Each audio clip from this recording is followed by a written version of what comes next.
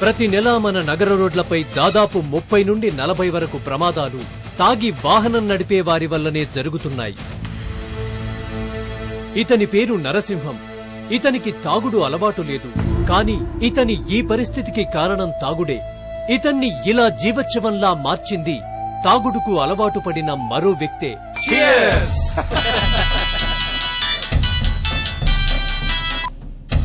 ఏమనుకోకు సరళ, ఎలాగైనా వచ్చేస్తాను. ఏమండి, ఇప్పుడు టైం ఎంతైందో తెలుసా? ఇప్పుడు 8 కదా అయింది, 9ంటికి కదా. ఆఫీసులో కొంచెం పని ఎక్కువగా ఉంది. వారం నుండి వాయిదా వేస్తున్నారు. రేపు శ్రావణికి స్కూల్ కూడా సెలవు. ఇవాళ ఎలాగైనా సరే సినిమాకి తీసుకెళ్లాలి అంటోంది. వచ్చేస్తానులే, అరగంటలో అక్కడ ఉంటా.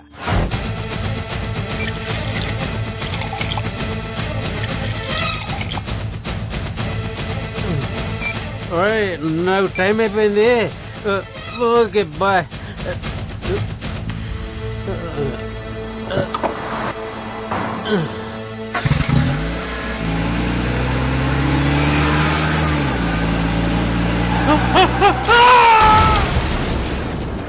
తాగిన వ్యక్తి కారు ఢీకొట్టడంతో ఏ పాపం ఎరుగని ఇతను ఇలా మారాడు.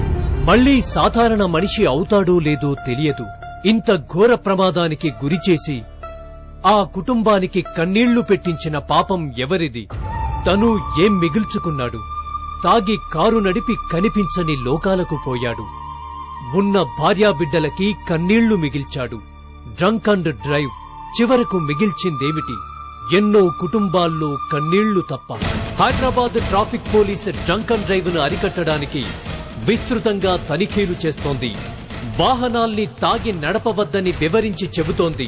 ట్రాఫిక్ పోలీస్తో సహకరించండి, వాహనాల్ని తాగి నడపడం మానండి.